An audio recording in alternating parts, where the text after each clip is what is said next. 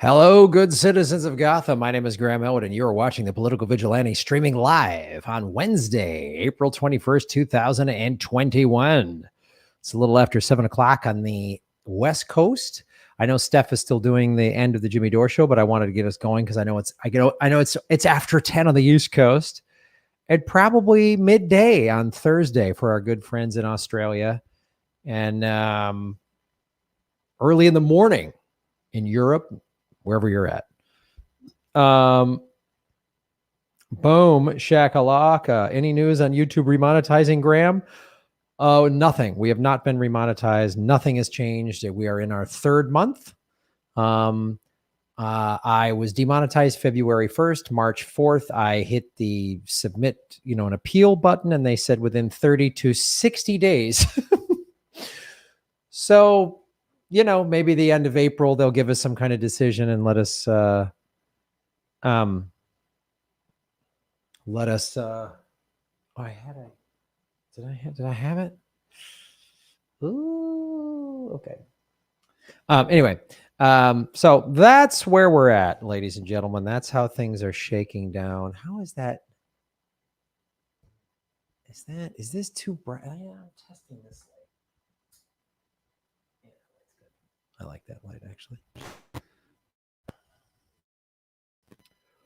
Here we go. There we go, everybody. Yeah, and if you're coming over from the Jimmy Dore Show, welcome. And thank you for everybody watching us on YouTube. Please hit the like button. If you're new to the show, please subscribe. Those analytics still help, even with their demonetizing. And if you're watching us on Facebook Live, welcome. And of course, all the good people over at Rockfin. Since we have been demonetized, you can't do a super chat. So if you want to support the show during the live stream and have me answer the question, I'll try to get to questions in the regular chats. I can't get to all of them because there's usually hundreds of people, but I'll try to answer a few of them. But if you want to support the show and have me definitely answer your question, or just read your statement or whatever, just go to rockfin.com/Graham Elwood. It's free to sign up, and then you can do the tip feature like Tony DeMeo has done over at rockfin.com. Tony, thank you so much for supporting this show. Very much appreciated, my friend. Shave your knuckles for justice. Your show tonight was so much about how Hollywood, your show taught me so much about how Hollywood celebrities used to be anti-war and left-wing within the CIA and corporations put a stop to that. Thank you so much. Yeah. I felt compelled to tell you about that because it's, not the Hollywood that I grew up watching. I had all this, there was all this respect and everything for everybody. So, oh God, sorry. Oh, that keeps screwing me up. So, I just want to talk about it because I grew up as a kid in the 70s. I mean, my parents took me to movies when I was way too young to go to them, but I saw movies and some of them I saw later in the 80s when they came out on video, but even so, The Deer Hunter, Apocalypse Now, 3 Days of the Condor, that was the one of the gold, I call it the golden era of Hollywood, because it was really artists and creatives were in charge and they were putting out stuff challenging the status quo. They were challenging those in power. And, that's why you had movies that were showing how awful the CIA was and how awful the war in Vietnam was and all this stuff. And they, that stopped happening when the corporations took over, that stopped happening. So,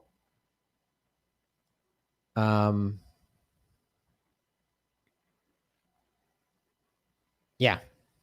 So and since I've worked in show business, I want to call it out. I want to show it, I want to call it out.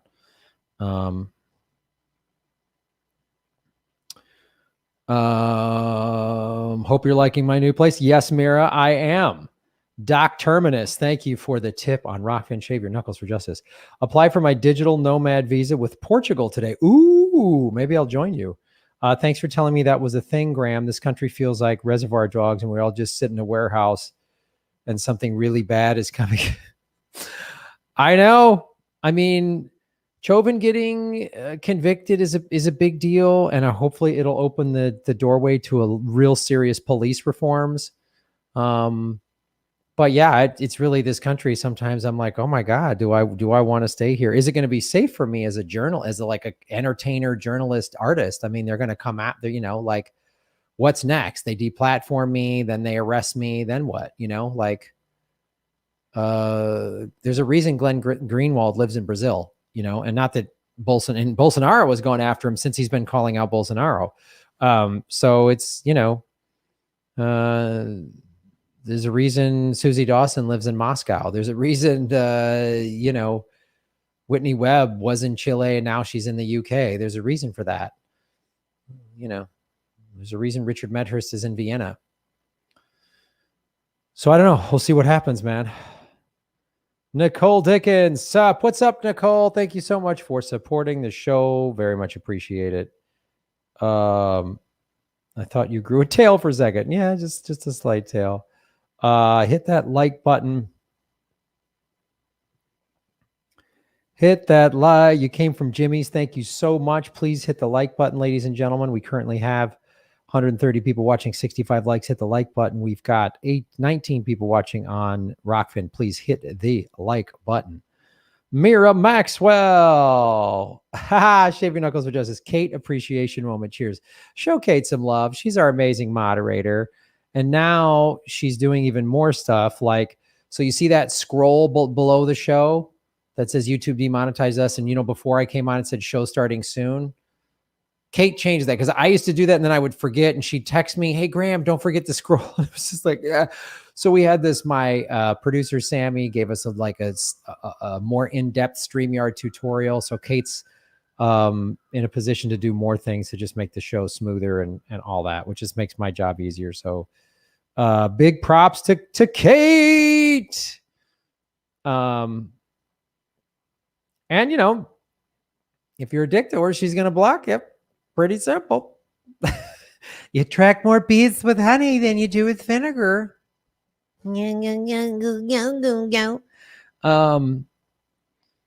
So you're welcome, Kate. You're doing a fantastic job. Hi. So quick Ray news. So yesterday, the Ray token, which is the cryptocurrency that Rockfin pays content creators in, it plummeted to $1. And then what happened? So this is why it's important to follow crypto. And crypto is very volatile. It's volatile. Make sure you understand that. So there's only roughly just under 1,400 people that actually own Ray. And a lot of early content creators own big chunks of it. And I didn't do this, but because I liquidated some last summer to pay off bills and stuff like that. So, probably somebody who held a bunch dropped it, sold a bunch at the same time. And when you do that, the price drops. When you put a bunch of coins back on the marketplace, the price comes down. And then a bunch of people bought the dip.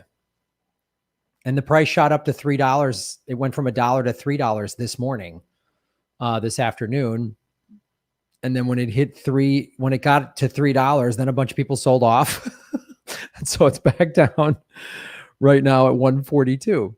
So, which I would suggest, it's a good time to buy Ray right now because its market value is probably closer to $3, although right now it's at 140. And so the more people that own it, the more valuable it becomes. So it's one of those things like getting on the ground floor, and you are a part owner. Every content creator on Rockfin is a part owner of Rockfin.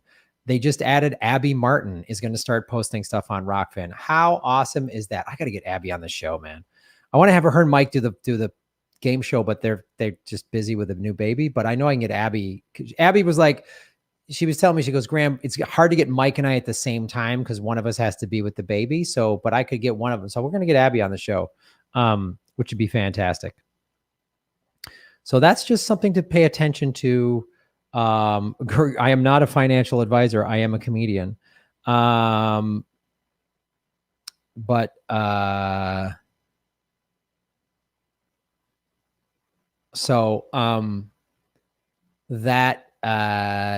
it's if I've been telling you, get involved in crypto. If you want to support not just me, but I mean, being a premium member on Rockfin and doing the tips, that's all great. But if you really want to support Rockfin and make some money, potentially, invest in, buy a little Ray. I mean, buy Bitcoin, buy a little Ray, buy a little Ethereum. If you just did those three things, I think you'd be okay. That's just my personal opinion. And do your own research and don't invest money you can't afford, and do 5 to 10% of your assets or whatever. But it's something to consider right now, because if you bought Ray at $1.40 something right now, you know, you could buy 10 shares for $140. And then if it jumps up to $5, $10, $20, $100, you know, down the road, and with people like Abby Martin joining, it's going to increase its value. Every time somebody like her joins, who has a big following, that has a lot of respect, it just increases the value. So now you've got on Rockfin, you've got Jimmy, Lee, Abby, Status Coup, Whitney Webb, Richard Medhurst, Ron Placone, myself, Convo Couch. The list goes on. But I mean, look at those heavy hitters there. Just Jimmy, Abby, Lee, Status Coup, and Whitney Webb. Those 5 right there. I didn't even put my name on that list. Those 5 right there, I would join. I would subscribe to Rockfin just to get those 5 people's content. So it's something to think about. We do need more vegans in influential positions. Boom.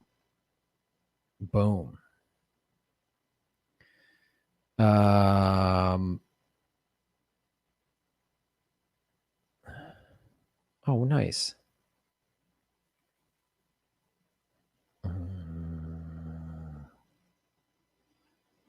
Person that bought my bicycle just rode it today and had a great time. I like hearing that. There's never been a better time. Yeah. I mean, so I remember a year ago, Bitcoin was at about $5,000-$6,000 a coin. Bitcoin, and now today, what is it? Was it 54,000, 55,000 today? And it bounced off a low level, and it's probably going to go up in the 70s now. The more people that buy it, the more. And this is the thing. Remember what Max and Stacy said about Bitcoin specifically. They're Bitcoin maximalists. They don't believe in any of the other coins. They say all the other coins are shit. That's their opinion, and there's some validity to that. I own some altcoins for sure, but I do that knowing full well that they're way more speculative, and they could be, the owners of the companies could manipulate them or whatever. Crazy things could happen. You know, they could just get shut down. They could just go out of business. The government could come in and slam them, shut them down. The government can't shut down Bitcoin. Anyway. All right.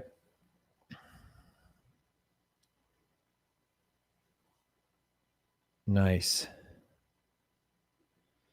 Oh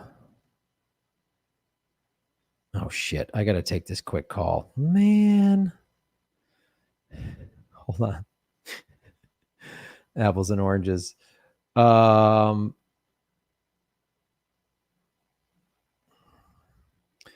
Yeah, I was talking to Jordan today because we wanted him to do the game show again, but he's been so busy. First, he's been rolling out this big story, this big whistleblower, basically this cover up on Flint. He's got more going into even more detail with Flint. And now he's got a reporter up in Ohio covering what's going on. So Status Quo's on it. What do I think of Microsoft's cryptocurrency? You know, I would trust it about as much as I would as, you know, these central banking digital currencies. That means it can be manipulated like a stock or a regular fiat currency. So could you make money off of it? Yeah, probably. But like, again, it's Microsoft will control it. It's not decentralized like Bitcoin is decentralized. It's on the blockchain. The blockchain is transparent. Every transaction on the, and you can't verify something if you try to scam it. It won't, you couldn't do it. If I was like some tech programmer guy, which I'm not, hacker person, whatever, and like tried to,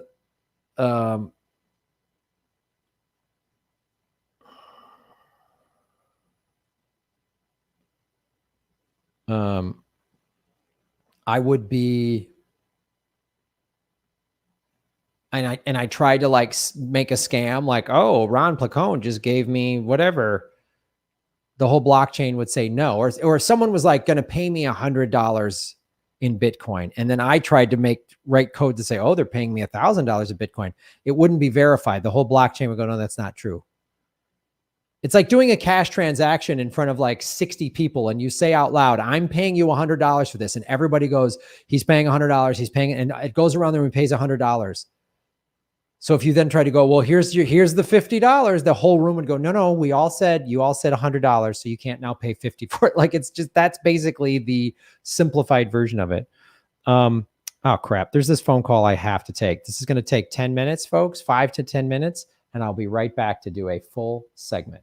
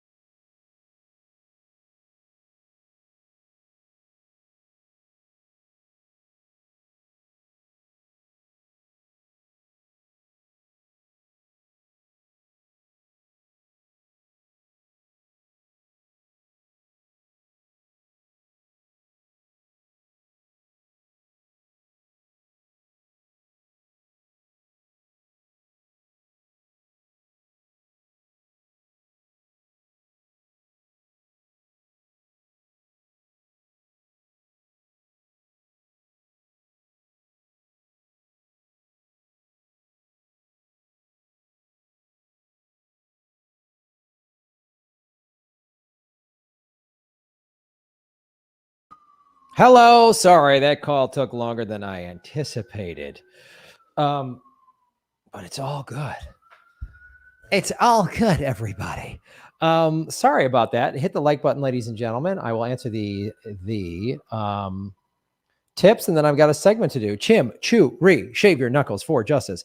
Are we going to talk about YouTube giving itself a Freedom of Expression Award? Oh, God. I was watching Jimmy showing it because I saw it earlier today. They're going to take away the dislike feature. As a content creator, that's actually one of the most helpful features, because on my YouTube, I have like a 98% like to dislike ratio, which means I'm serving my audience correctly, is what that tells me. So if I put a video up and there's like 30% dislikes, 40% dislikes, that means I either did something wrong or people trolled it or something. But I'm consistently in the 98% of like to dislike ratio. And they're just doing it so people can't say, oh, how much they dislike Joe Biden or his presidency or whatever. That's what they're doing. That's what they're doing. It's nuts. It's just so stupid. It just bothers me so much, man. YouTube just keeps getting worse and worse. Mira Maxwell, Shave Your Knuckles for Justice. How do I buy Ray? Go to rockfin.com's homepage, and there is a buy Ray button. You click on it. It'll show you exactly how to do it. So, you know, I get paid in Ray. If I wasn't paid in Ray, I would buy it. I'd buy more of it, is what I would do. So, yeah, that's what I would do. Let me check the price right now. Just check it again. Yeah, it's at 142 right now. Well, it just went up to 146.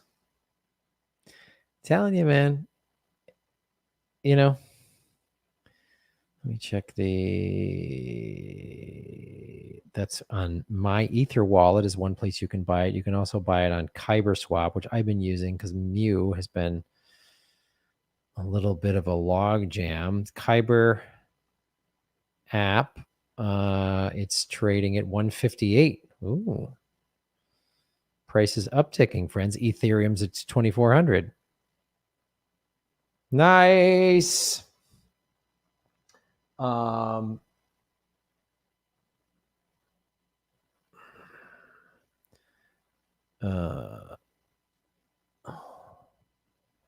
That page is not found on Independent Left News. Tony DeMeo, Shave Your Knuckles for Justice. I'm excited about the game show tomorrow. Who are the lucky contestants? Well, we're working on that. We're working on that. Jordan, him and Jen, he's just super busy, so we keep having to kind of push him down the road. I don't know. What do you think about, maybe I see if Jimmy and Steph want to come back on? I don't know. What do you guys think of that? We can have repeat contestants. Annalise Show, Shave Your Knuckles for Justice. Tomorrow we will be streaming live with California 30 congressional candidate Shervin Azami at 2 p.m. Pacific time. I will be co-hosting the People's Party podcast tomorrow at 5 p.m. Pacific. Follow our channel on Rockfin to support independent media. Ooh, I like it. And of course, folks, the People's Party is taking nominations. So if you want to nominate anybody, I'm not nominating myself. If you want to nominate me to run for the Congress in the 34th district, California's 34th congressional district, I'll do it. Ted Lieu is my congressman in this district. He's a corporate Democrat. You know, you can look at his voting record. He's voted for a couple of good things here and there, but for the most part, he's a corporate Dem. And it's one of those blue districts, so the Republicans run a paper tiger against him. And so anyway, check out the Annalise Show. She's got two big shows tomorrow, 2 o'clock and 5 o'clock Pacific time. Tony DeMeo, Shave Your Knuckles for Justice. I really miss going to concerts. What about you? Oh my God, Tony. I miss that so much. I cannot wait to go to live shows. And I miss sporting events. I mean, those are starting to open up. I'll probably hit a couple of those. I miss concerts though. Just everybody's just whatever the music is, just grooving, rocking out, whatever it is, having a great time. I miss that. And I just imagine though, when everything is like fully opened and everyone's vaccinated and they're, I'm sure it'll be state by state and city by city. When all that happens, those concerts are going to be awesome. They're going to be so much fun. So MHC, you're making Gotham great again, MHC. Thank you so much. Is there an official or semi-official PV chat anywhere, e.g. Discord?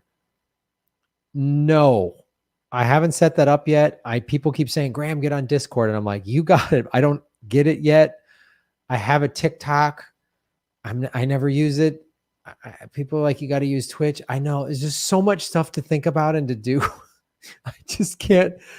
I don't know like how to set up another one of these platforms. I just don't know.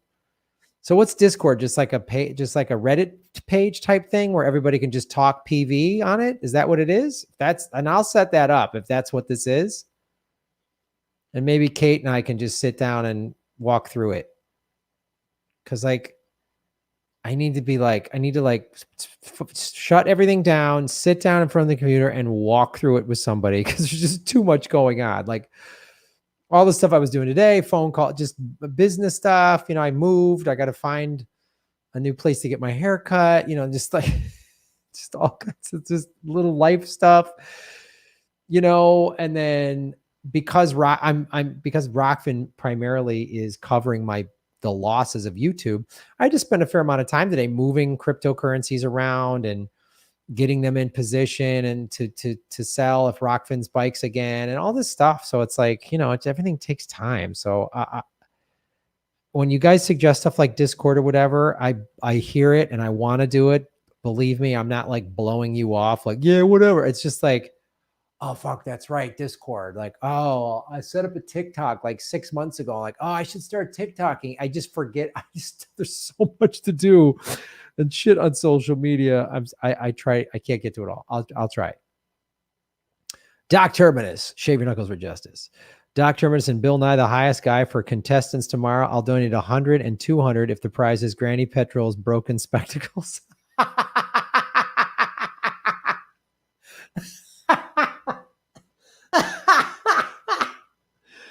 Oh shit.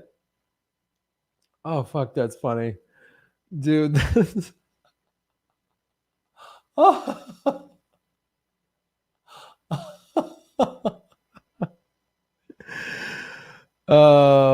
Doc Terminus and Bill Nye, the highest guy for contestants tomorrow. I don't know. We've never had a fan contestants. That's a possibility. That's a distinct possibility. I know Bill Nye. You up for that? Let me know what you think. I will send you Granny Petrol's broken spectacles. That's what the winner will get is Granny Petrol's broken spectacles. I'll even autograph the lenses if you want. Granny Petrol. Dude, you're awesome. Bubblegum Dude, Shaving Knuckles for Justice. Grant, Whitney Webb was awesome. Isn't she great? Isn't she fantastic? Like she's a treasure. Thanks again for inviting her. Please have her back again soon. No way. I'm tired of good guests that are smart and knowledgeable and make this show better. Boo. Of course we'll have her back. She literally could text me every week and go, Graham, I want to come on the show. And I'd be like, you got it, Whitney. I want to uncover the truth about, cookie dough recipe. You got it, man. Like, just be like uncovering some horrific web of lies within the cookie industry or something. I love Whitney.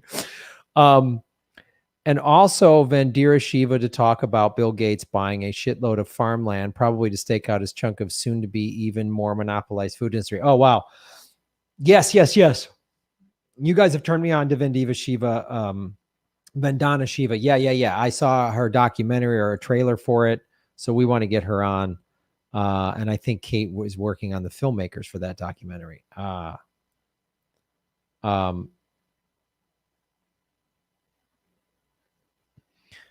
I donate for Panquake. That's another thing too. In terms of I know you're probably saying wait for Panquake. You're talking about that Climate Rebel in regards to Discord and all that. That's kind of what I'm doing as well. To be perfectly honest, is I'm just waiting for Panquake to launch, and then that's going to be like home base.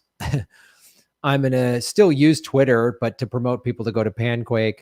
And Panquake is where I will be like talking politics. We'll have, we can discuss the show, all of it. Like it'll be a constant 24/7 chat discussing what's going, that's what I want Panquake to become.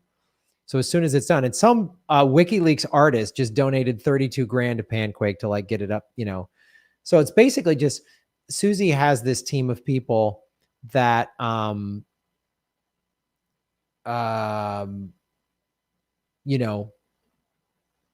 it's really just the more money she has, that these are people who are like, these are their jobs.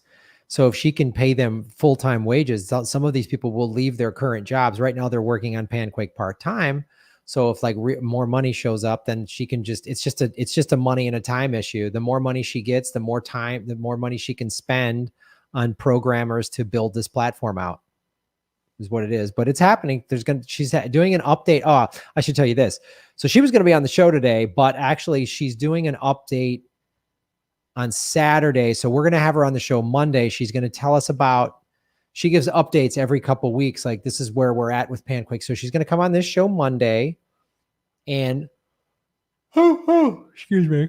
And we're going to discuss where the current status of Panquake.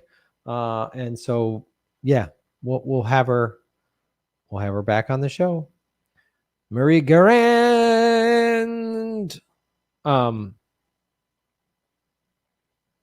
What is bonsoir? Is that good evening? Bonjour, good morning.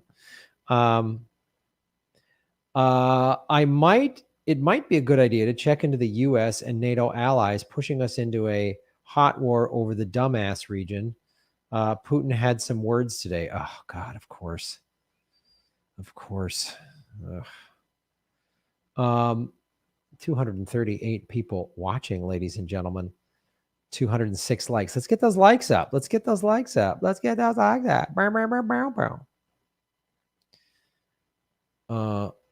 nuit. Here's the Panquake link. I'm one of the endorsers. The best I learned to unfuck humanity and the environment is the Venus Project. Oh, okay, that's cool. You yawned when I yawned. Interesting.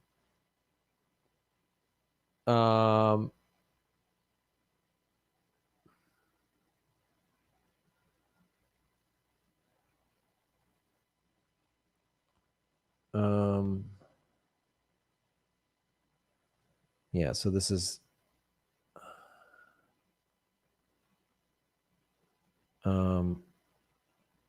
we need you to keep shaving your knuckles for justice. You got that right. California's 33rd district. I thought it was the 34th. Am I wrong? Am I wrong about my own district? Sorry. Hold on. Let's double check that. I've been saying 34th. You just put 33rd in the chat. It's all good. One of us is wrong. Let me check that real quick. Ted Lou.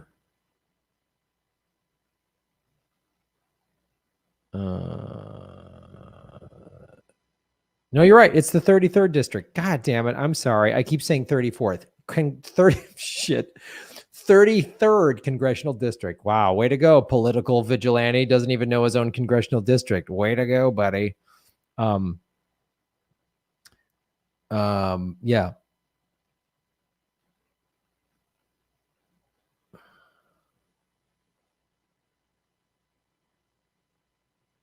He's been in office since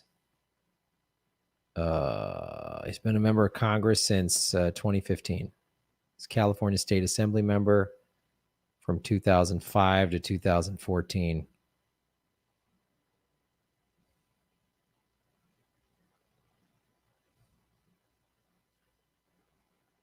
Mm-hmm.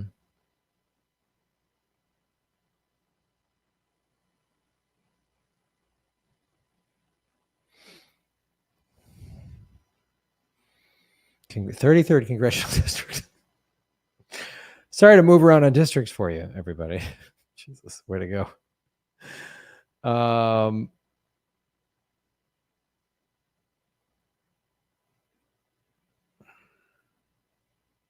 I bet Ted Lieu doesn't know either.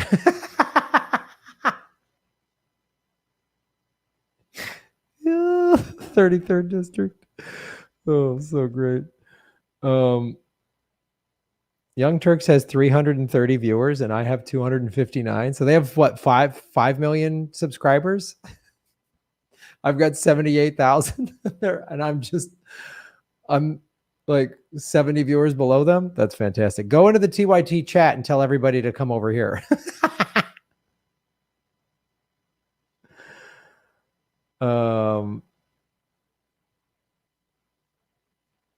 That's great.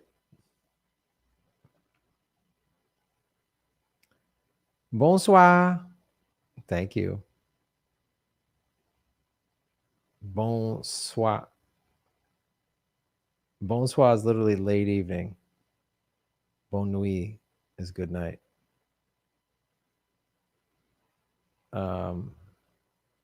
Maybe they gerrymandered me. Yes, it was the 34th congressional district, and then they gerrymandered me into 33. So I was right initially. It's not that I forgot my own district. The Republicans did it. Is there a fresh segment coming on? Yes, there is, Tony DeMeo.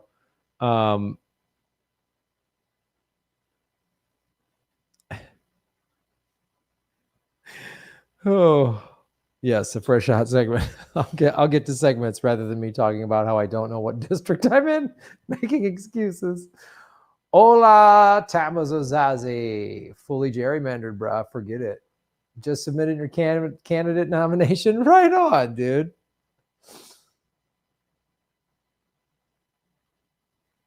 Well, if Big Kale wants me in Congress, it's going to happen. They just pull their kale strings.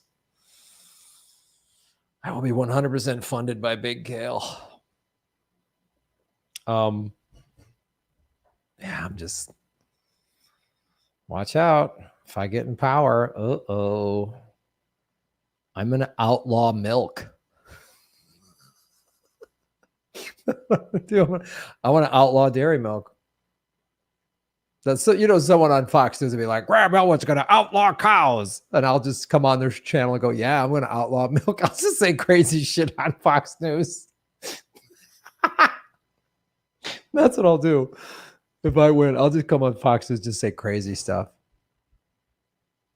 I'm gonna turn all your guns into vegan pancakes. What? What did he say?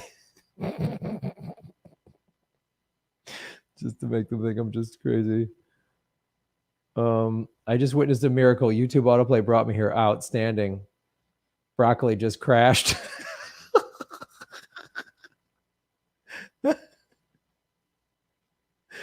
Boa noite. That's how you say good night in Portuguese. Boa noite or good evening. Boa noite. Boa noite, meus amigos.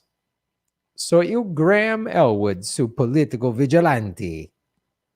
E quero falar com você sobre isso. Backed by Big Kale.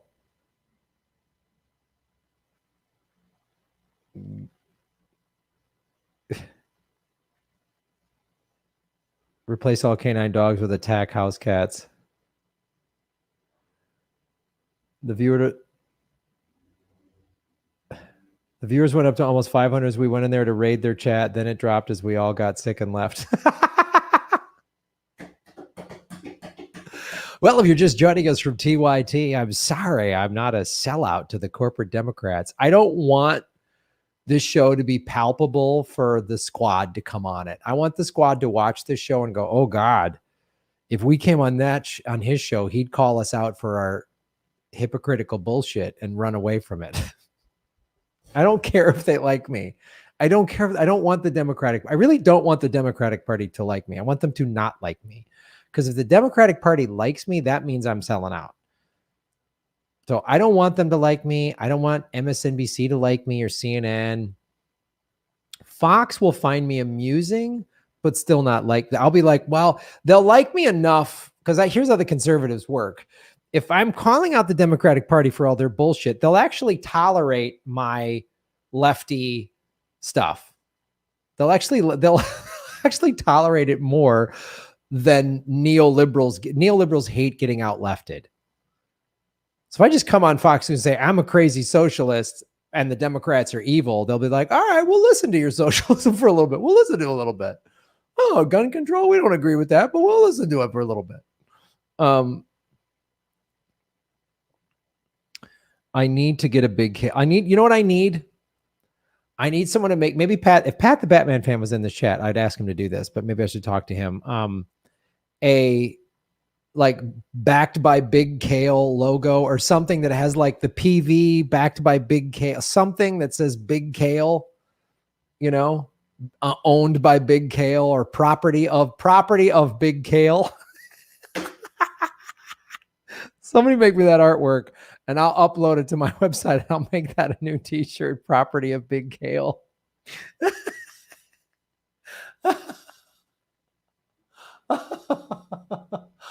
Oh, property of Kale Street. Yeah. Sweet. Boa noite, Graham. Continue socando. Obrigado, meu amigo. Talvez amiga, não sei, mas você é meu amigo. E muito gosto brasileiros e muito gosto Brasil. E quero pau de queijo.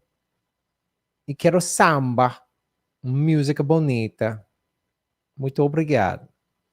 All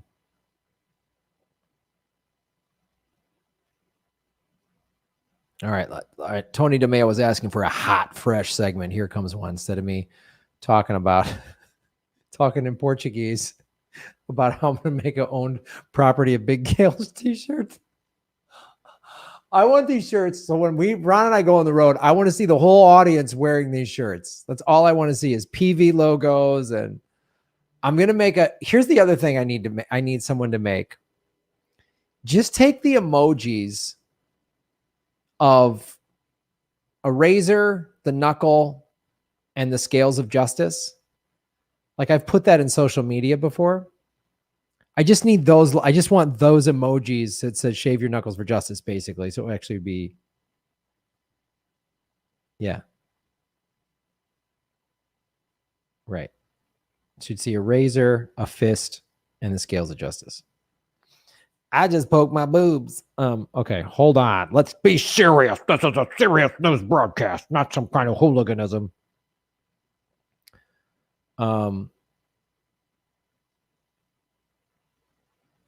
Collard green lobbyists will corrupt you.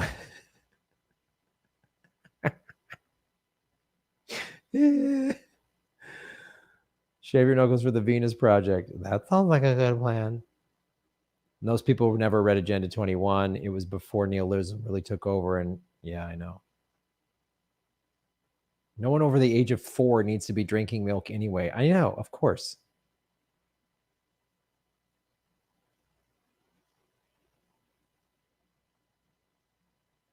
Kale fetishist. All right, here we go. What's up? How you doing? Okay, here's the segment now.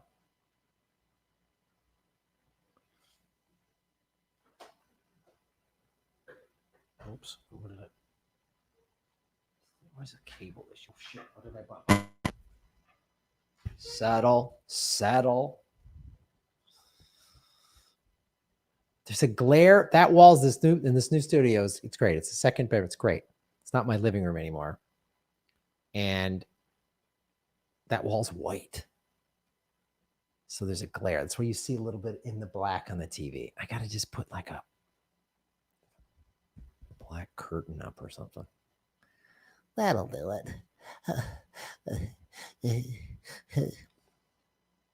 Okay, hold on. Let's move. All this stuff's got to move now. Hold on. Here we go.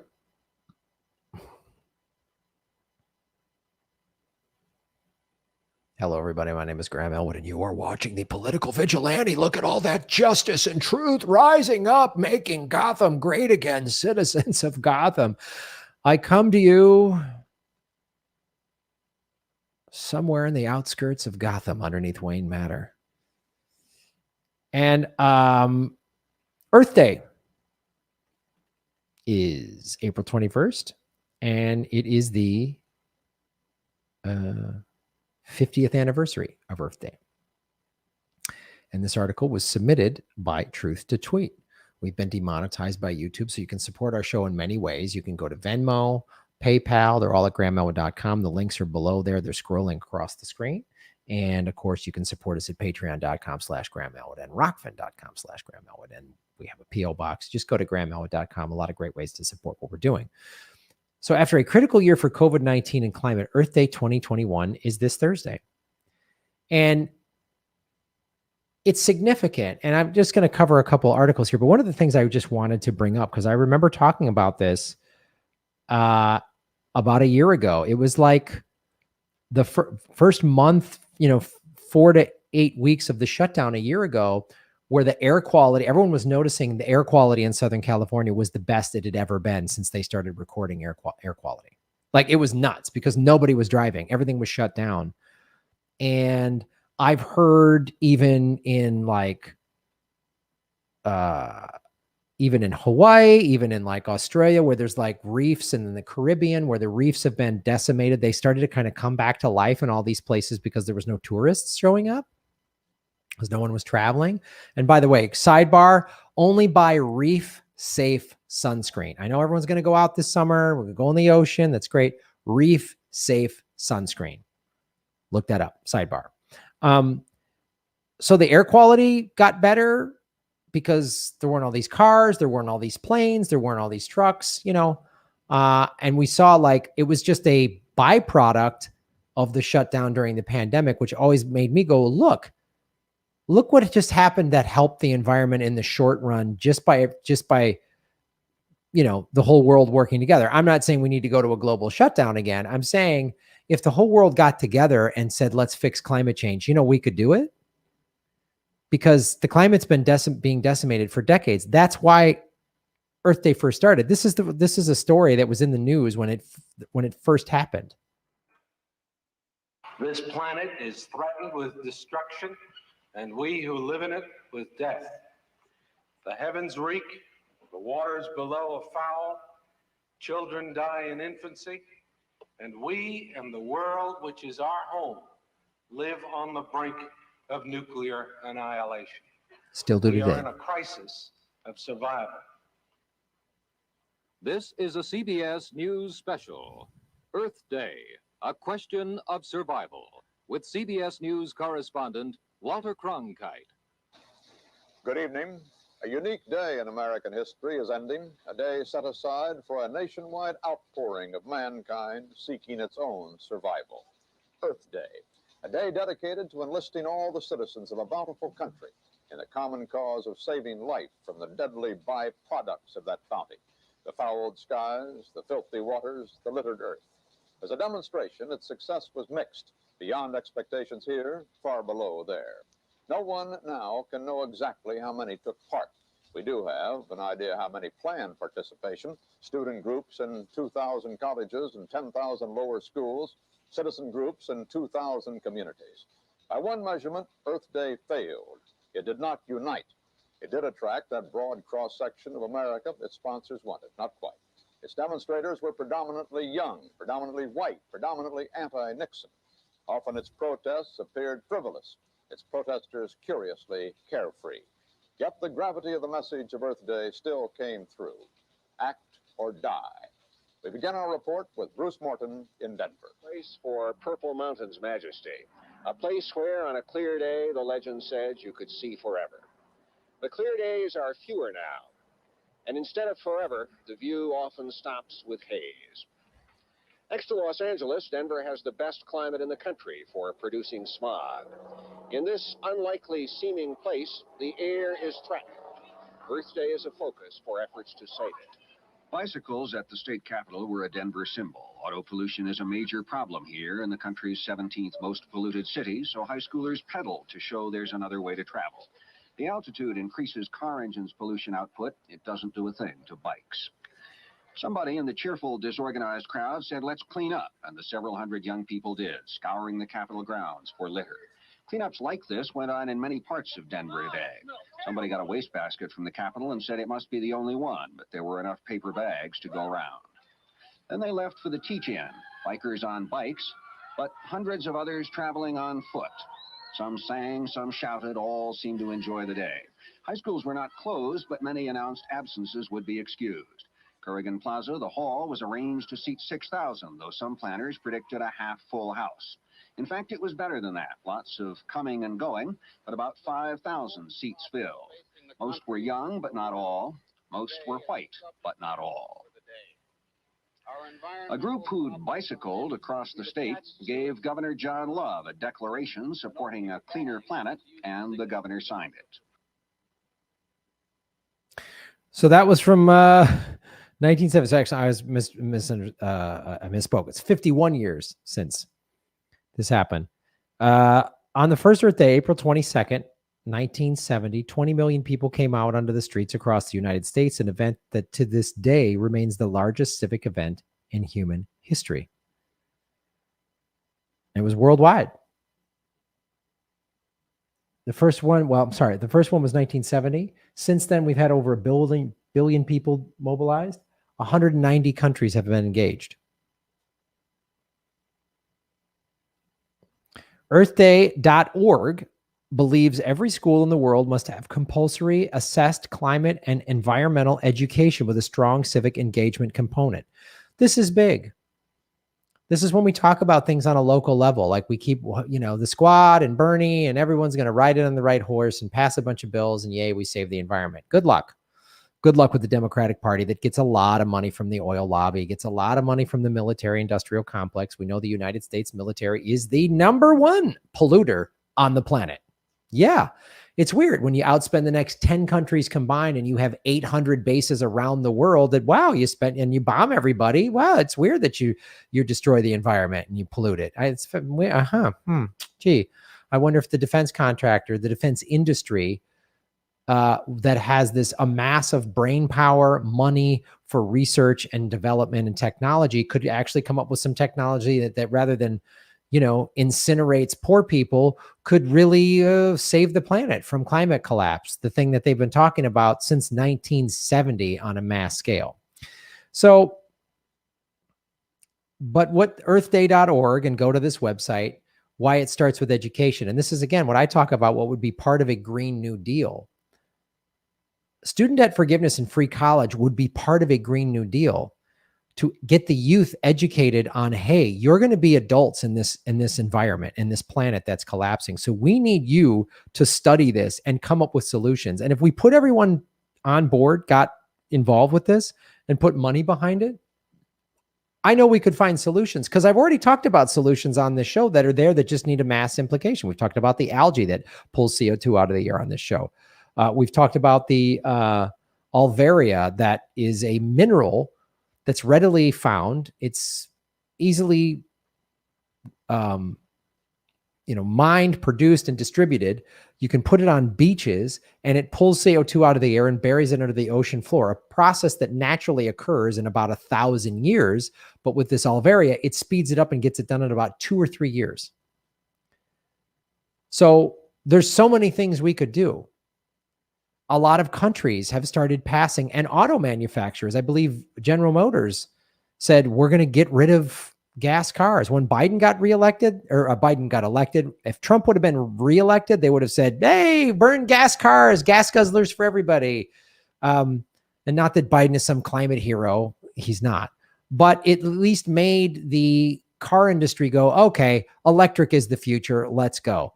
You can make plenty of reasonable arguments that we can't just pull all the minerals out of the ground to make electric batteries. Those are all reasonable complaints to make. The resources that you would need to pull out of the ground to make all of these things like solar panels, there's not enough out there, and that would be just as much plundering in different ways. All great arguments to be made. My contention is that whenever the human race, whenever the world has faced a giant problem, at that moment in history, they didn't have the solution, but everybody gets together and starts working. Someone will come up with a solution. Someone will come up with something. Maybe some of these ones that I've already listed that are already in place just need mass adoption. Maybe we already have compostable plastics that are not petroleum based. They're plant based and they're compostable. So maybe there's a high grade type of plastic that won't melt in the sun, that's more durable, that's plant based, that we can put in the solar panels. Maybe we can have plant based solar panels. I don't know. Let's get some smart people in there and start working. But it's going to take a mass movement, a global movement. And America could be the leader. I don't think we're going to be, because we lead the world in war. If we were to cut our military budget in half, we would still outspend China by roughly $200 billion a year. We would still be outspending China and Russia. We'd outspend Russia by about $150 billion a year and China by $200 billion a year. We'd still be fine if everyone's all worried about this. And no one wants a mass war. World War III eliminates life on planet Earth as well, by the way. We could do thorium nuclear power, which I had somebody come on this show and explain to me. I was against nuclear power. It's bad. It's bad. It's bad. And they explained to me, no, thorium is the cleaner way, the way that was outlawed by Nixon, of course. So there's all these solutions out there, and we need education and we need money. We need money for R&D, basically. EarthDay.org is building a cohesive, coordinated, diverse movement, one that goes to the very heart of what EarthDay.org and Earth Day are all about. So a Green New Deal, the one that I've outlined, basically it's Bernie Sanders' plan, which he had the best Green New Deal of all the Democratic candidates in the 2020 primary. What I would incorporate in a Green New Deal is free college and a federal jobs guarantee, which gets people out of poverty. It gets people off the streets. It gets rid of homelessness. It deals with drug treatment. And I would put Medicare for all in there. So you're getting free health care. We're treating drug addiction as a health issue rather than a criminal issue. Yes, if you commit a serious crime while under the influence of drugs, that you have to go to jail for that serious crime. Someone's gonna be like, "Oh, just let the criminals go." Great. No, I didn't say that. I didn't say that. If you commit a crime, you should go to jail for that crime. Smoking a plant or doing any sort of drugs, we need to decriminalize it. Like the state of Oregon just did. They decriminalized all drugs. So part of a Green New Deal would be decriminalization of drugs and putting money into drug treatment. Rather than spending all this money on war, rather than giving Wall Street gets socialism. The rich get socialism. They get the government pays for anything they want. They bankrupt a company, government comes and bails them out. You or I bankrupt a company, we're out on our ass. We're done. I had to file for bankruptcy and foreclosure when I lost my home 10 years ago. The government didn't bail me out. They said they were gonna. Obama said he was gonna, and he didn't. He let the bank steal my home. So if we actually spent money rather than on the 1% who already have more money than they are ever going to ever need in 10 lifetimes, why don't we spend it on the American people and give people jobs, education, healthcare, housing, and save the planet while doing it? Wouldn't we feel great about ourselves if we led the world? Wouldn't we be proud to be Americans again? Because I hear this, we're the greatest country in the world. No, we're not. We have the highest handgun death rate. We have highest infant mortality rate of a developed country. The only countries worse than ours in that category are third world countries. We're like 14th or 15th in the world in education, maybe even lower.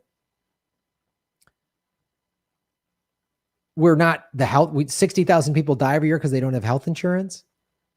Our military, as I stated, is the #1 polluter of the earth. And we could be this amazing, benevolent country that just goes around and helps the world instead of going, "Hey, America, I'm going to blow it up. I'm an asshole. I'm stupid. Let's eat a bunch of crappy food and then complain that these chairs are too small." No, we have an obesity epidemic that is pushed by companies like Monsanto and Coca-Cola and McDonald's. We have a bunch of food addicts in this country. We have an opioid epidemic in this country. These are the categories we lead the world in: handgun deaths, opioid addiction, morbid obesity, dying from lack of health care. Oh, forgot this one. We have the highest incarceration rate. We have the highest number of people imprisoned in the world. What? Why don't we solve all these problems and save the planet while doing it? So go to earthday.org, because I'm looking for solutions. And the Democratic Party is not going to be leading this. You, all of us, all of you watching this, your friends and family, get them involved. You have conservatives that don't believe in climate change. Tell them this actually can help the working man. This helps working people. Working class people can get a Green New Deal helps working class people. Yes. Yes, it does. The Democratic Party cannot be reformed within. The Republican Party, forget it. It's never going to happen. It's never going to happen. We have to do it. We need direct action. We need all of us getting involved. We have to circumvent these two awful political parties. I'm down with the People's Party. I'm down with the Green Party. I'm down with independents. Electoral politics is still a part of it. And I'm not saying don't vote because, as I said, look, the state of Oregon decriminalized all serious drugs. The state of Florida gave $15 an hour minimum wage. Like, states are starting to push for Medicare for all, state by state by state. So electoral politics matters, especially on the local level, because they can't cheat everything. They can't cheat everything. They can in the White House, they can in Congress and the Senate, but they can't cheat everything. So it's a multifaceted approach. It's electoral politics. It's politics on a local level. It's direct actions. It's boycotts. It's, creative direct actions like what Wall Street Bets did. Let's do some stuff like that. That's actually in favor of the environment, that gets some money in for the environment, that, destabilizes big corporations, oil lobby that are destroying the planet and profiting from it. Money talks. Vote with your dollars, buy recycled products, get off the, buy green energy, invest in 401ks or investment portfolios that invest in green energy, divest from oil, from fossil fuel companies. All those things help. Are you part of a pension fund? Are you part of a union? Where's your pension fund going? Is it in fossil fuels and pipelines and bullshit? Vote to get it out of there. Put it into green energy, put it into Bitcoin. Like, I had Max Kaiser on and Stacey Herbert on the show, and he said, Bitcoin can solve all these problems.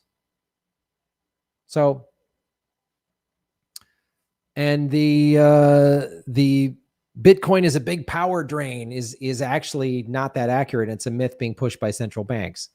So, direct action, vote with your dollars. Ride your bike, take public transportation, buy an electric car, whatever, convert your old diesel car to vegetable oil, grow your own. Like, there's a lot of solutions out there. It's a lot of solutions out there, but we have to take big action because we're running out of time. Thanks for supporting our show, everybody. Shave your knuckles for justice. You're making Gotham great again. Ba-boom.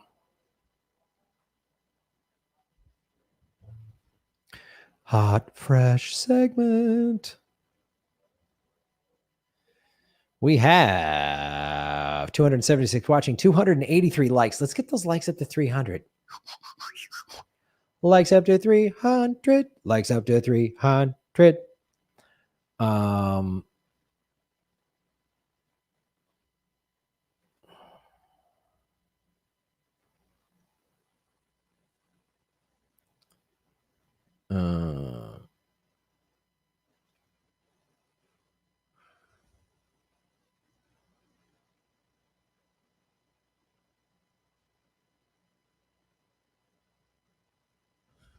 What does the video look like? Clockwork Orange. Please support what we're doing over at rockfin.com/Graham Elwood, where you can do a tip and support our show like Matt S. is doing. Matt, shave your knuckles for justice. Right now, every car being electric won't solve the problem because the coal to provide the energy, etc. However, you are so right. We should be pushing for this technology as the more we develop, the more we improve it. Yeah, absolutely. Again, look, I'm an electric vehicle owner. I've owned 2 of them. I don't own a car as of yet because my last car got smashed and I was driving rental cars for a while. But yeah, just the electric car the minerals for the battery and all this other stuff and where you're getting your energy to charge it.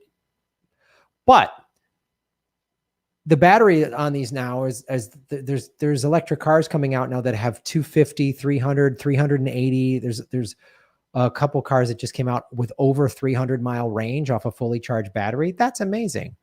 and finding batteries that don't need to deplete minerals. So people like Elon Musk don't say, we'll coup who we want to coup. And then again, imagine like my dream is to like have a house and get it off the grid, solar, wind, rainwater collection, off the grid. And I have an electric car that charges. So I charge from the sun, like the sun powers my car. Like that's my goal. My dream is to just be like zero carbon footprint home. Like all my energy is sustainable. I have batteries. I store it. You know, like if the power goes out, I'm good. I got outlets to help my neighbors if they need stuff, whatever. Like, but yeah.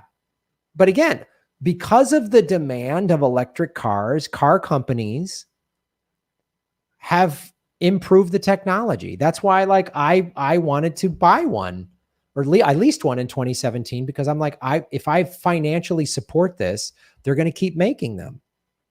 And now that gas, what's the national, you know, it's about 330 something a gallon, depending on where you're at, 340, maybe more, 360 in some places. So that's, and you start getting an electric car that gets 300 and some miles off a fully charged battery, and you put more, you improve the infrastructure. I noticed in the last year or two from like the difference between 2018 and 2019, I noticed a huge uptick in charging stations statewide in California. And some of them, they're starting to put like solar panel charging. Like I was charging my car when I was working on that FNX show. I would drive out to San Bernardino, and it was at the San Bernardino like community center pool, solar panel. So you parked in the shade. It's hot as shit out there in San Bernardino year round, but especially like in the spring and summer, it was hot. So my car's parking in the shade, so it's staying cooler. And it was getting charged by the sun. Like it was awesome. It was the coolest thing. I was like, this is rad. Like this is just build more of this kind of stuff and put money in the technology to make it greener, to make it more sustainable. Because if we're just like plundering the earth, if we're just pulling minerals out to stop using fossil fuels, we're really not solving the problem. But I believe that there's if we got smart people behind it, we could come up with solutions. You know, because you think about like when Henry Ford first came up with the first Model T car in 1912 or something like that, nobody back then could envision a Formula One race car or a Tesla, or like no one could think of these type of these cars that were just technological marvels. Nobody could think of that. I mean, God, my electric Kia had Apple CarPlay and a sunroof and heated seats, and it was a Kia. And it was like, if you would have shown that car to Henry Ford, his mind would have exploded. So that's my point. We have no idea where the technology can take us, and it can take us to saving this. You know, there's algae that eats plastic or something like that they're putting in the ocean because there's like all this plastic. So we got to do a bunch of things. It's not just like one, there's not going to be one solution like, yay, electric cars, we did it. It's going to be a bunch of things. It's going to be like banning single-use plastic. That's a thing you can do locally. Start banning that in your city. Santa Monica we've had banned single-use plastic for a long time. You can't have straws. You can't have silver. You know, takeout containers are now compostable plastic forks, you know, for takeout from restaurants. You can't have plastic bags stored. Everyone's bringing their canvas bags. Great. Someone's like, oh, these canvas bags get dirty. Throw them in the wash machine. Just wash it like you would your socks and underwear. What the fuck? So there's a lot of great solutions out there, and it's actually exciting to think about. If we put a lot of money in research and got really smart people involved, like someone's going to come up with something. You're going to go, oh my God, I never would have thought of that in a million, you know, just like something. You remember Back to the Future, where he comes back from the future and he's driving the DeLorean and he has a Mr. Fusion, and it's just a little fusion thing. It's like, that was just sort of inventive Hollywood thinking, like, oh, that's their energy source. He just puts banana peels in there, and it just turns everything's energy. It just changes the energy and fuels like, what, who knows? It's all out there. All the solutions are there. because that's the thing too. And Matt, you're bringing the point you're making is the thing I've said every time I do, talk about sustainable energy. People don't realize green energy is mainly technology. It's a technology, really.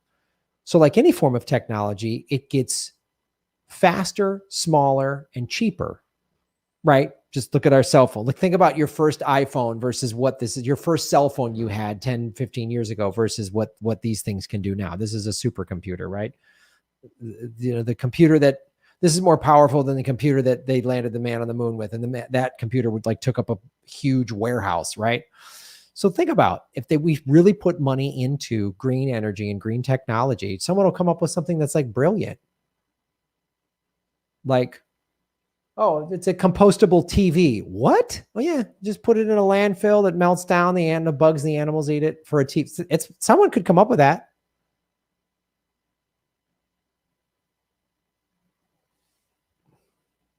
MHC, shave your knuckles for justice. For the longer term, the planet as a whole probably also needs to start looking at asteroid mining. We would have all the minerals we need for a very long time without disrupting the environment. Plus, we could very likely also make progress toward near-Earth asteroid deflection technologies that we will also need. See, that kind of shit is what we're talking about. I would never think of that. You obviously study this, MHC, whatever. NASA studies this. Like, isn't that idea cool? So rather than NASA being used for war, what do we use it for? Science and saving the planet. And while we're going up to like you say, now we have the technology as we mine these asteroids. If I understand you correctly, we now also have if we're going up and mining asteroids, we now have the technology to go, oh, there's an asteroid coming our way that could wipe out planet Earth. Now we know how to move it aside, blow it up, whatever the thing is, just change its course. So pull minerals out of there without depleting our natural resources.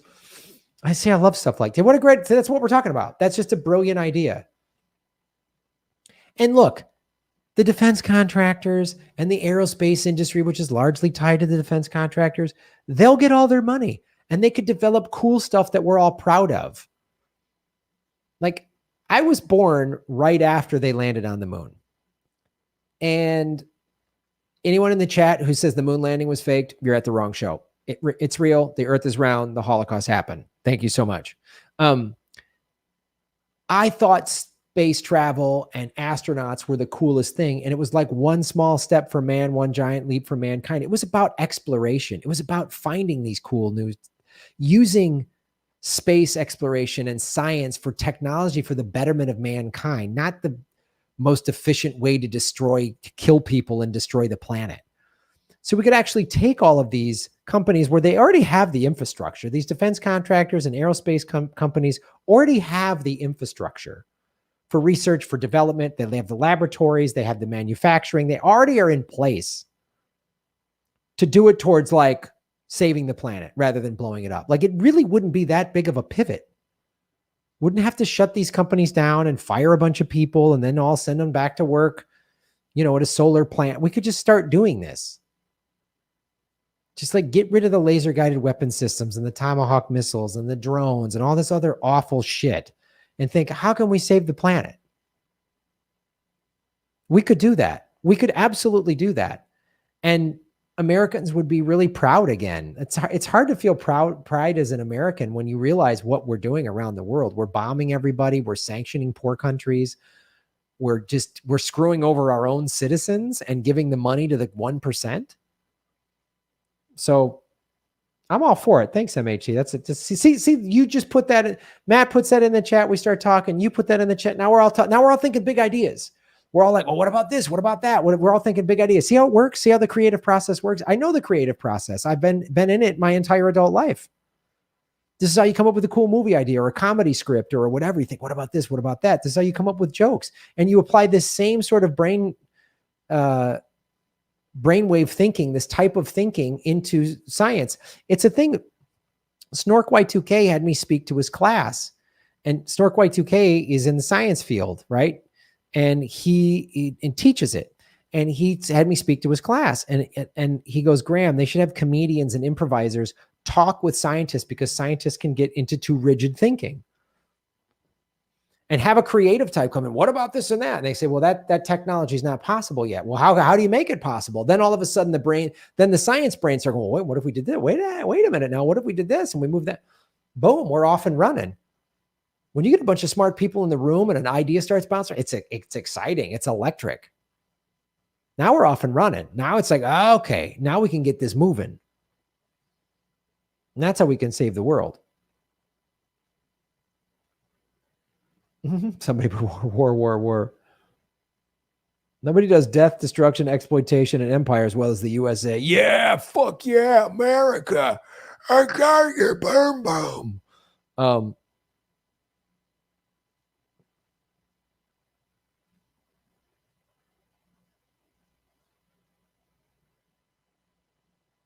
I focus on acting locally. It's the only level I feel some sort of control. And yeah, that's why it's so important. And I know somebody else, Dr. Terminus, says, yeah, I've given up on all of it. And I get that. I get that feeling defeated. I've wrestled with that a lot in the last year. When Bernie and Tulsi bailed, I was like, oh God, I felt like really like, not that I thought they were the saviors on the way, but I was like, at least we have a shot.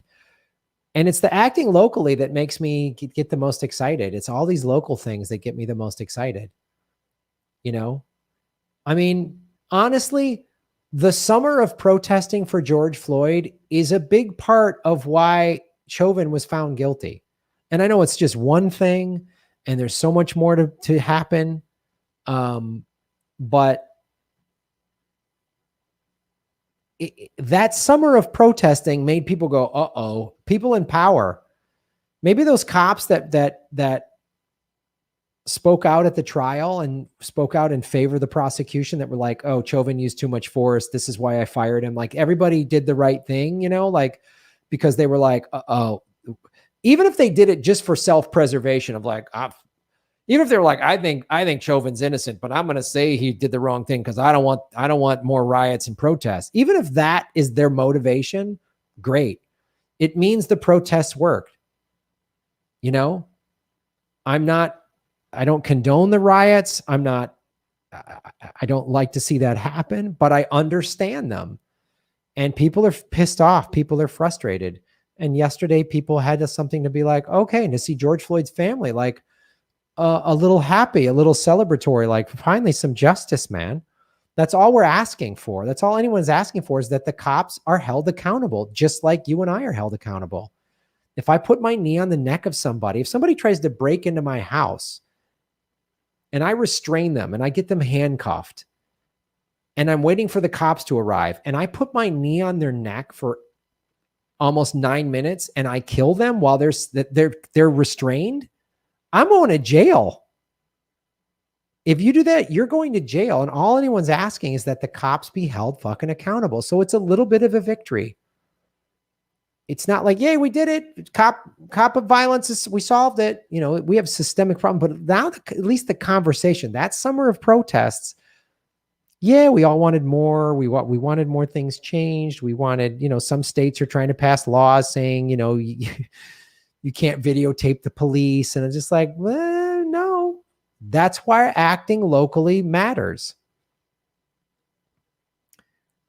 That's why, like, no, I'm not down with this. Showing up at town hall meetings and saying, you better change. I live here. I have a business here. My kids go to school here, and I'm tired of this crap.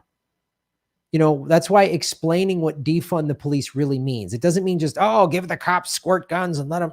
No, it means they don't get the majority of the budget for rubber bullets and tear gas and armored vehicles and military grade equipment. Let's put some of that money into drug treatment. Let's put some of that money into housing for the homeless.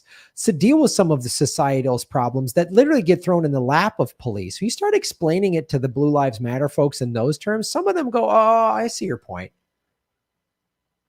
I see your point. You know, and you talk to cops and say, you don't want Chauvin to be acquitted because then there's going to be more riots and people are going to put a bullseye on cops, and no cop wants that. So cops should want to be held accountable so that the public doesn't hate and fear them. If I was a cop and the morale in the police departments are low, well, then you should be mad that cops keep getting acquitted. You should be mad that you're given the wrong training. Even this woman, we're seeing the body cam footage in Ohio who had a knife and the cop shot her 4 times. Okay, she looks like she was trying to kill somebody. Okay. But again, there was no other way to detain her, to restrain her without other than 4 bullets? Come on, man.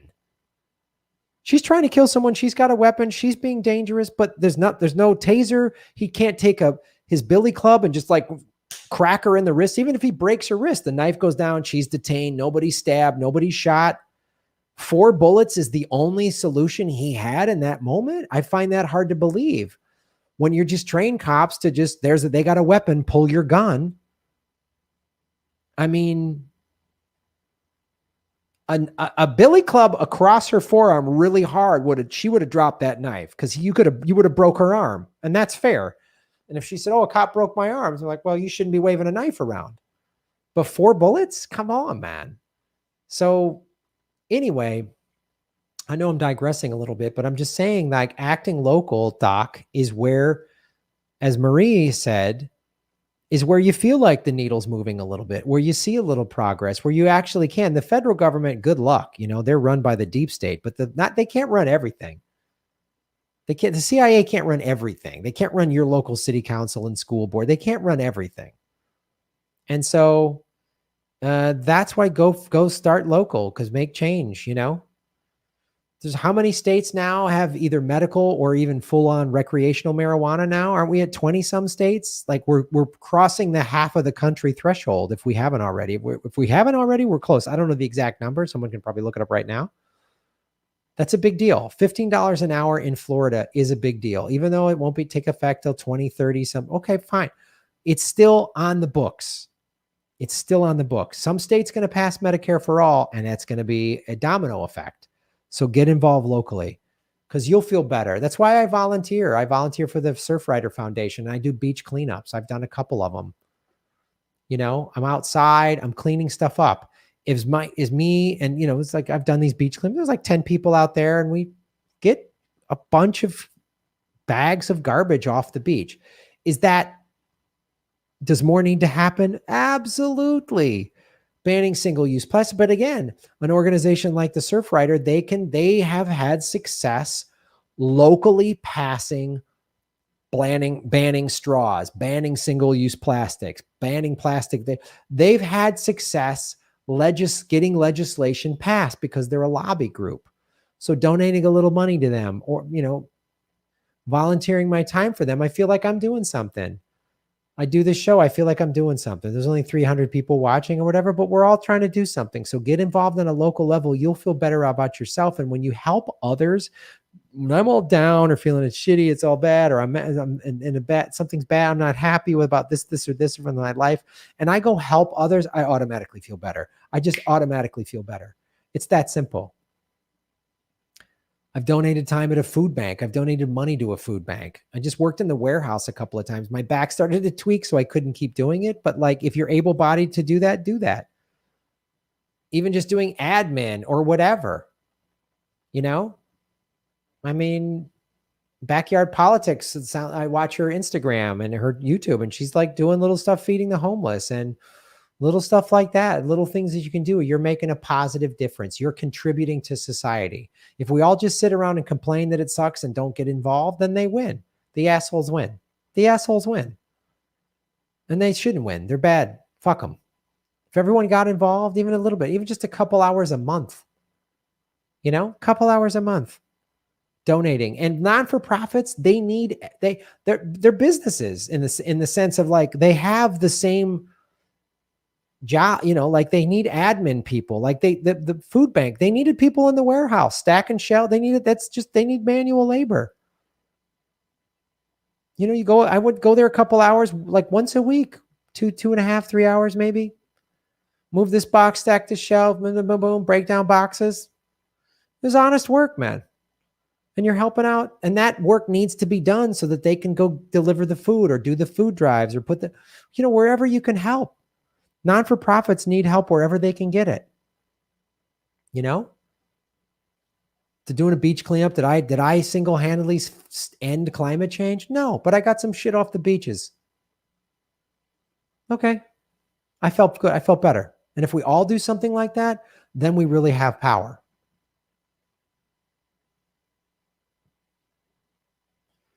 I'm not wrong about the Green New Deal. You don't know what you're talking about. Can Elon please coup himself? Yeah. Toyota's about to get into the EV game. It's on now. And Toyota a couple years ago started to double down on hydrogen. There's another thing. My understanding is the production of hydrogen is sustainable. Maybe I'm wrong, but like, you know, it's a good point, Matt S.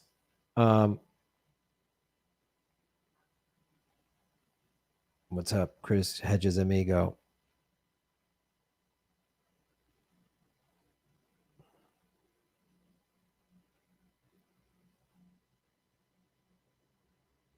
Hedges' article this week was epic. Awesome. Hedges, the unraveling of the American empire. Oh, nice.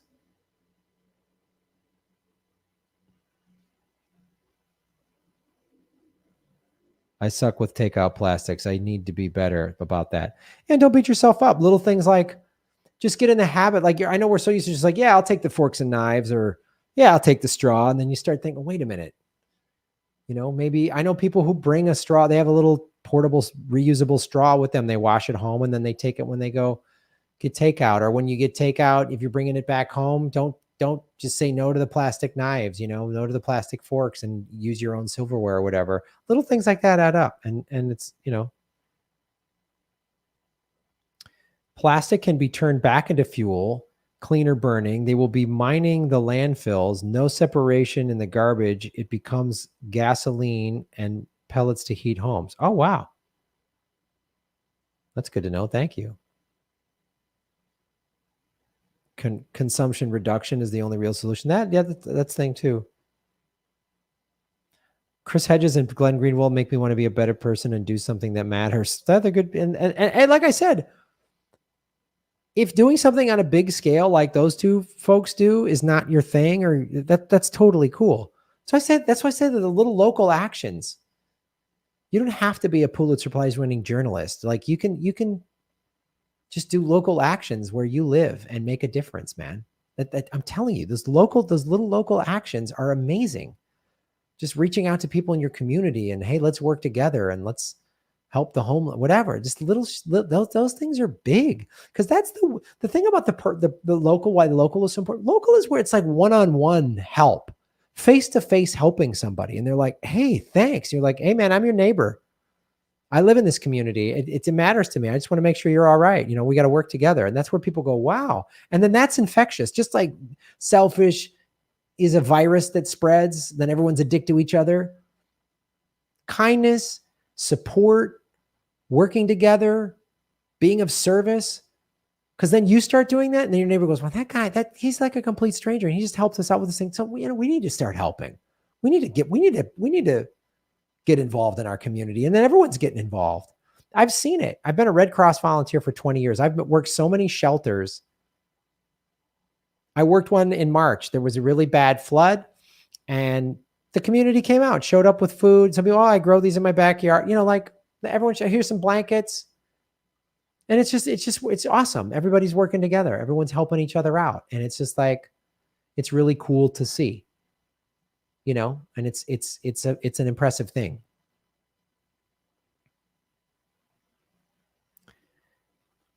Anna Mayers, have you watched Seaspiracy? I think we need to direct all our efforts to shut down commercial fishing. I know. Seems to me to be in the top three of threats to the planet. Yeah, it's also like, you know, another reason to go vegan. If you do eat fish, try to buy sustainable fish, you know, and not support those industries.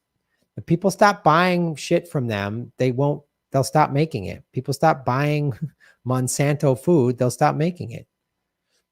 That's another vote with your dollars, just on a daily level. Just vote with your dollars. It all makes a difference, you know. Matt S. Shaving Knuckles for Justice. Just thinking about recycling. I remember living in Japan. They recycle every little piece of package. Almost nothing is thrown away. We need more of that. Absolutely. That's something you can start where you live. That's also like trying to buy products that are, I know the packaging is so bad. Anything you buy, just, I moved. So I had to buy a couple things, you know what I mean? A toaster oven, whatever. It's just like the packaging. Oh my God. So trying to like support companies that do more sustainable packaging and recycling, all that stuff, all those little things help. Technology fixes or traps. It's called the Jevons paradox. Maybe. Animaires, boom. Have you watched Seaspiracy? I think we need to direct all our efforts to shut down commercial fishing. Seems to be in the top 3 of threats on the planet to me. Thank you, Animaires, for supporting the show and bringing that up to me. Everybody watch Seaspiracy.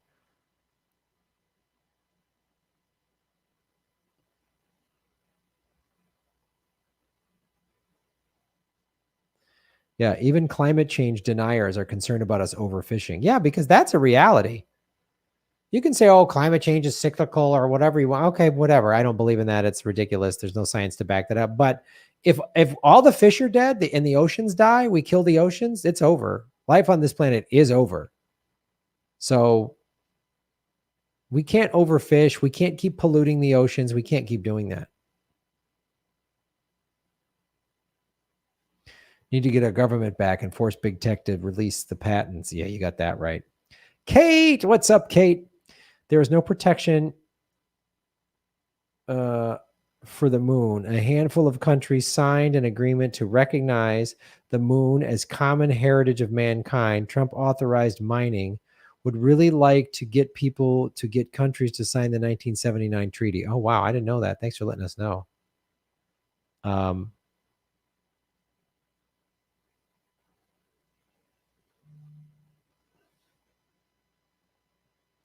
Ocean dies, we die. Sea turtle with a straw in its nose as small potatoes compared to tons of discarded fishing net trash. Oh, yeah. God, good point. Bubblegum douche. Shaved Knuckles for Justice. I think you said previously that if you had the means by which to do it, you'd start a media company. And please correct me if I'm wrong. Have you done a poll to see if maybe your audience would be willing to crowdfund at least the first project? If that might work for you, what would the subject of the first production be, Mr. Elwood?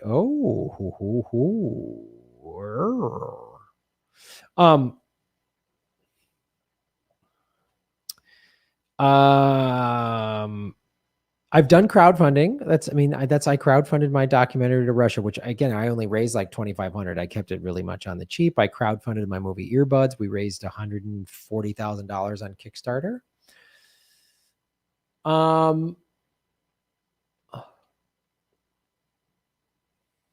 It would probably be some type of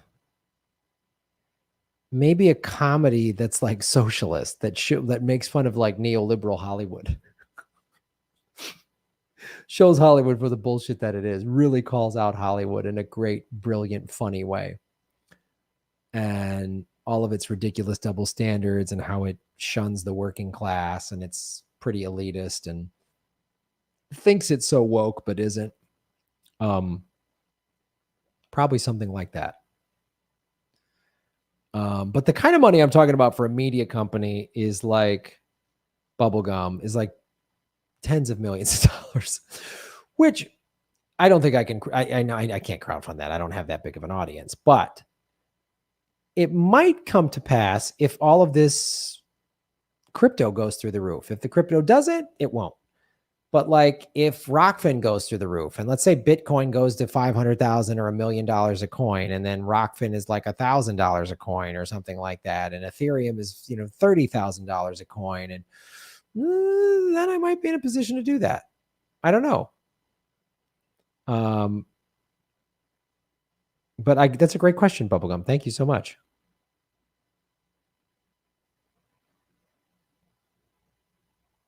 If you're looking for garbage money, recommend TYT and Sam Cedar. Fucking hilarious, dude.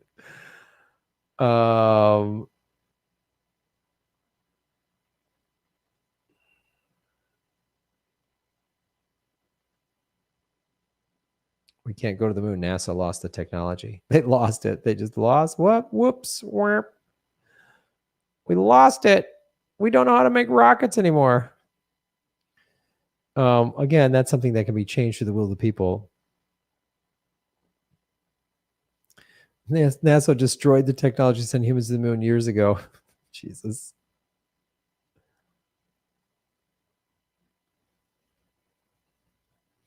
Yeah, again, if we spent the money rather on war and put it on space technology, I'm sure we could find the documents to put people back up in space. I'm sure like the scientists that know how to do this, like might be a textbook or two on this.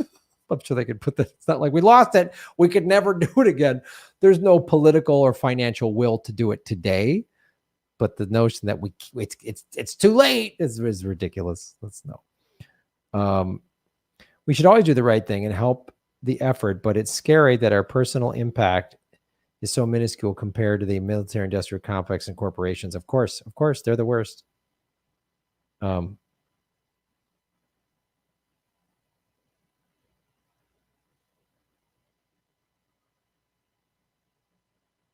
Yeah, I did see the picture of Neville with his tuxedo and hat. Thank you so much. Number one show watched by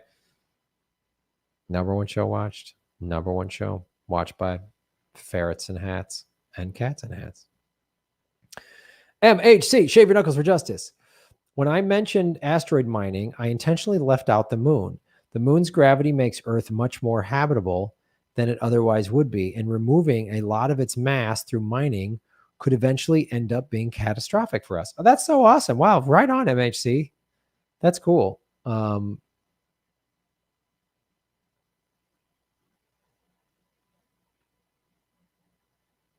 Cool. Thanks.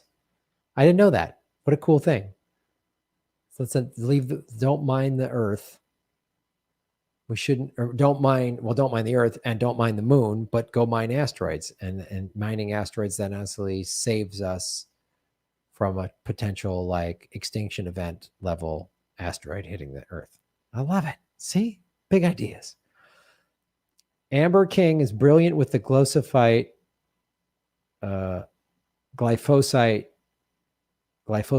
and you should have her on. She is on Roar Media with Savage Joy. Oh, cool. Good to know. Yeah, that's good to know. Anna Mayers, boom, boom. Starting my seedlings, is your new place better equipped to do your own garden? Indoors? Yeah, I could do that. I could do a little garden. But I don't know. I'm kind of living, I kind of like this nomadic life. I might be moving again. I just got to stay nimble. You never know when Deep State Dan comes knocking on my door and I got to make a run for it.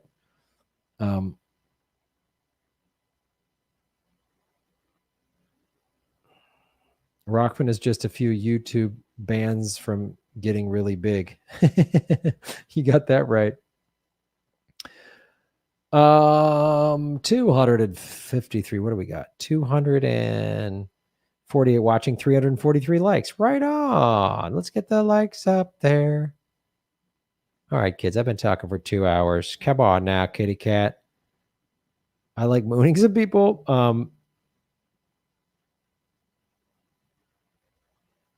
Graham's background reminds me of a night sky in Hawaii, fitting for a surfer dude.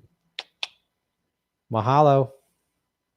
Get a window box planter and grow herbs for your salads. Very portable. Oh, all right. I have a little patio that gets sunlight. I'm going to do that. I'm going to grow herbs for my salad. And then I'll just either take it with me or I'll just leave it on the patio for the next person to enjoy. Herbs. I like it.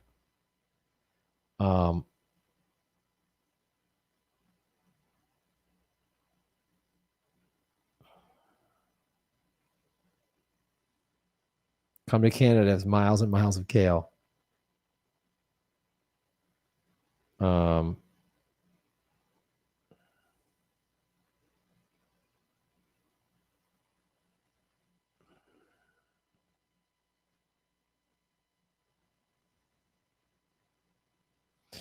Yeah, if you sign up for the newsletter, you get my smoothie recipe.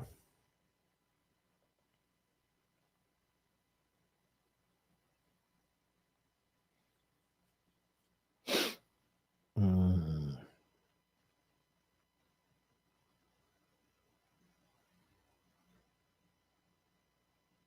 Graham, do your documentary on fixing literacy. Ooh, that's a cool idea. That's a really cool idea.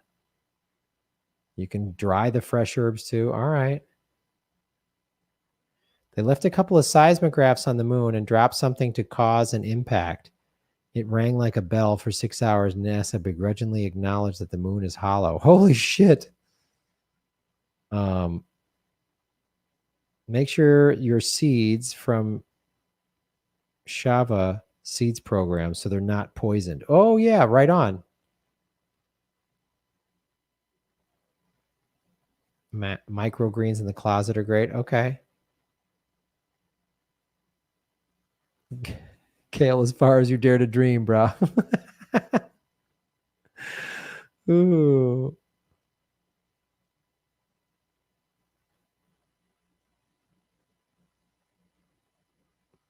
Yeah, truth to tweet. I guess if you signed up for the newsletter before we started the automation, and we started that automation a couple months ago where as soon as you sign up, you automatically get sent the smoothie recipe. So if you sign up for the newsletter before like March, I want to say, was it February or March? I think it was before February.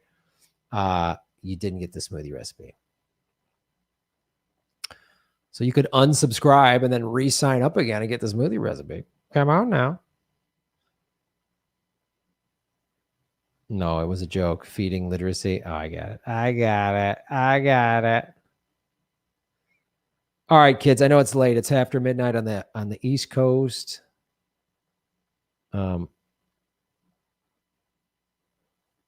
So political vigilante game show tomorrow night, 7:00. Playback on Patreon and Rockfin only. Do a doc about the moon thing. Ooh, or a rom-com. All right. I like it.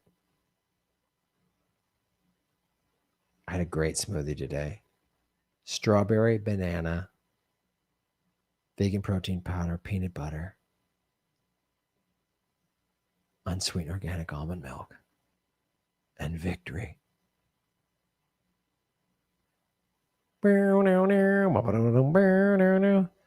Charlie didn't get much USO. He was dug in too deep or moving too fast. He had two ways home. Death or victory. What movie?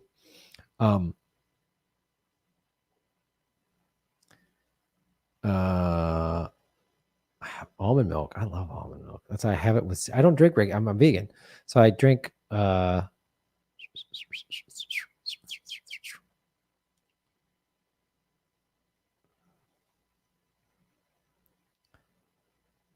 Graham is ignorant, as is most of society, of the capital transformation problem. Oh, all right.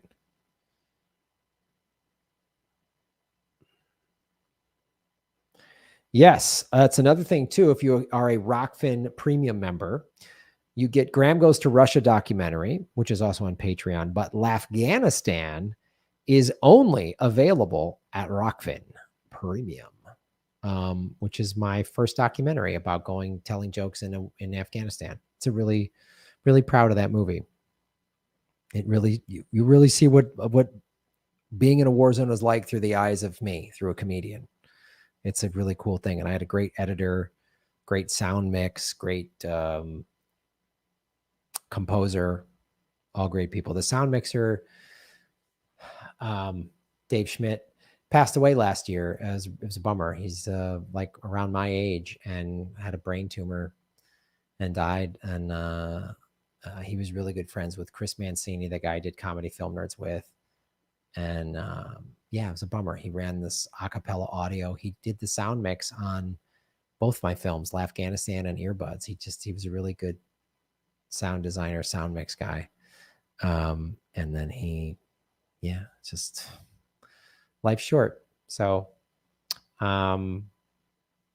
If you watch Afghanistan or Earbuds, but if you watch Afghanistan, the music mix and the sound mix, I mean, Dave Schmidt did such a great job on Left because the audio on Afghanistan was crappy. I was shooting that on just a little like a Sony Handycam. So and there's helicopters. It's just the audio on it was really bad, and he did a miracle cleaning that up. And then integrating the music that my good friend Andy Creighton made. That's why I love making movies and TV shows. I love the collaborative process. So Dave Schmidt passed away last summer. It was a bummer.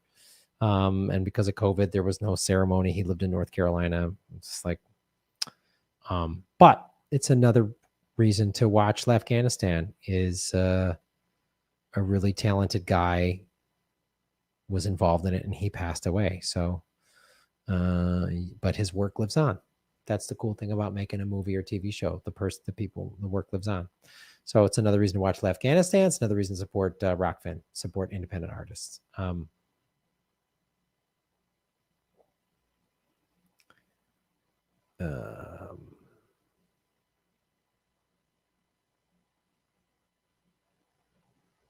Whoever came up with Afghanistan should be given Obama's Peace Prize. Thanks. Yeah. Afghanistan was available on Amazon. It's not anymore. So I was like, pull it down, put it on Rockfin. It was part of a distribution deal, which was like fine. And, whatever. Life short, free Palestine. You got that right. All right, let's do a song. What do you want to sing?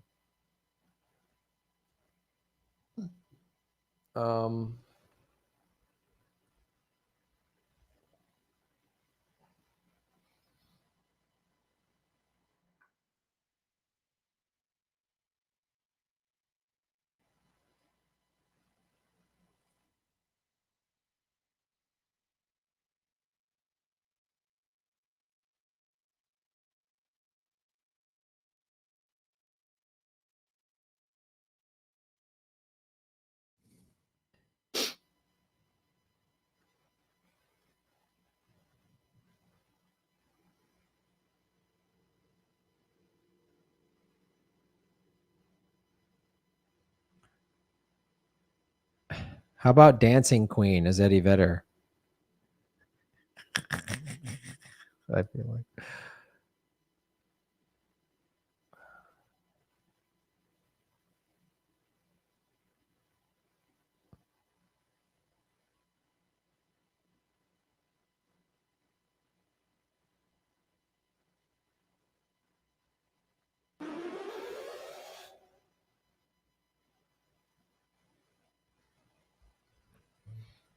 ABBA The on new the show. OnePlus 9 5G. Oh, look at that. T-Mobile's getting a free plug. Folks, that'll our program. Let me see if there's any extra tips over the Rockfield, ladies and gentlemen. Mira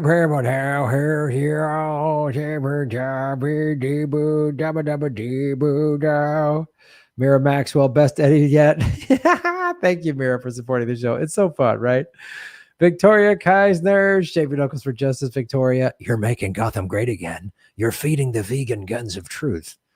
MHC, where it says William Shatner or Eddie Vedder or a character he created on the screen, it implies Nancy Pelosi is just a charactergram invented for the karaoke segments.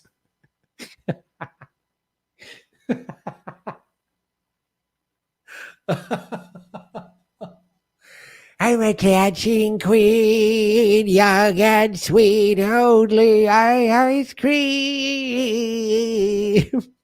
Bubblegum Dude, Shave Your Knuckles for Justice.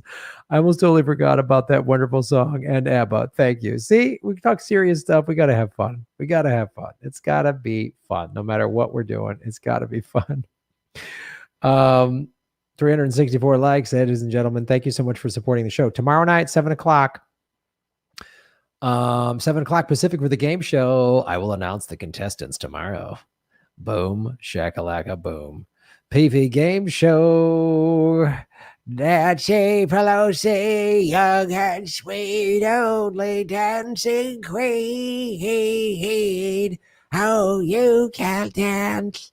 You can dance. Oh, having the time of my life. Oh, 2 ice cream freezers, young and sweet. Oh, ice cream. Come to the game show, ladies and gentlemen. I better not miss that game show. Outstanding. Citizens of Gotham, we will see you tomorrow night at 7 o'clock Pacific time for the Political Vigilante game show. Follow the money, connect the dots, find the truth, and remember, you are all dancing queens.